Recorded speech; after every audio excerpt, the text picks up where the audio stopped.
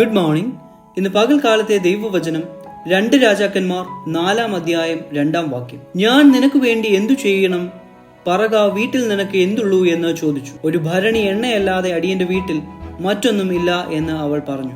ഏലീശ പ്രവാചകന്റെ ശിഷ്യന്മാരിൽ ഒരുവൻ മരണമടഞ്ഞതിനു ശേഷം അവന്റെ വിധവ ഏലീശയുടെ അടുത്തു വന്ന് സങ്കടം ബോധിപ്പിക്കുന്നതാണ് നമുക്ക് കാണുവാനായിട്ട് സാധിക്കുന്നത്. തന്റെ ജീവിതം ഇനി എന്തെന്ന് ഭാരപ്പെടുന്നതായ ഏലീശയുടെ ശിഷ്യന്റെ ഭവനത്തോട് ഏലീശ ചോദിക്കുന്നതായ ചോദ്യമാണ്, ഇപ്പോൾ നിന്റെ കയ്യിൽ എന്താണ് ലഭ്യമായിട്ടുള്ളത് എന്നാണ്. മരിച്ചുപോയ ശിഷ്യന്റെ വീട്ടിൽ ഉണ്ടായിരുന്നതായ ഒരു പാത്രം ഒലിവെണ്ണയിൽ നിന്നാണ് സാധ്യതകളുടെ പുതിയ ലോകം ഏലീശ അവർക്ക് തുറന്നു കൊടുക്കുന്നത്. വോളേസ് സ്റ്റീഗ്നർ എന്ന് പറയുന്നതായ ഓഥർ എഴുതിയ പുസ്തകമാണ് discovery the search for Arabian oil എന്നുള്ളത്.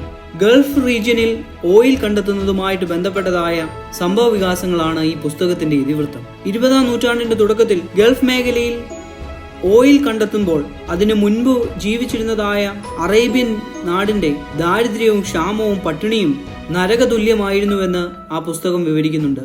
എന്നാൽ തങ്ങളുടെ ഓയിൽ കണ്ടെത്തിയതിനു ശേഷം അത്ഭുതകരമായി അറേബ്യൻ നാട് സാധ്യതകളുടെ നാടായി മാറുകയാണ്. ആ പുസ്തകത്തിൽ പറയുന്നത് ഇപ്രകാരമാണ്: ഒന്നുമില്ലായ്മയിൽ ജീവിച്ചപ്പോഴും സാധ്യതകളുടെ മുകളിലാണ് അറേബ്യൻ നാട് ഉറങ്ങിയിരുന്നത്. നമ്മുടെ ഓരോരുത്തരുടെയും ജീവിതയാത്രയിൽ നമുക്കെപ്പോഴും ഓർമ്മിക്കുവാൻ സാധിക്കുന്നതായ ഒരു വലിയ പാഠമാണ് ഈ പുസ്തകത്തിൽ രേഖപ്പെടുത്തിയിരിക്കുന്നത്. സാധ്യതകളില്ല എന്ന് കരുതുന്നതായ ഇടങ്ങളിലാണ് പലപ്പോഴും വലിയ സാധ്യതകൾ നമ്മളുടെ ഇടയിൽ ഒളിഞ്ഞു കിടക്കുന്നത്.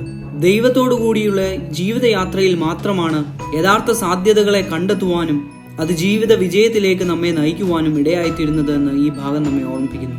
ദൈവത്തോട് ചേർന്ന് സാധ്യതകളെ കണ്ടെത്തുവാൻ നമുക്ക് സാധിക്കുമ്പോൾ ജീവിതം വിജയത്തിന്റെ പടവുകൾ കയറുമെന്ന് ഇവിടെ നമുക്ക് കാണുവാൻ സാധിക്കും.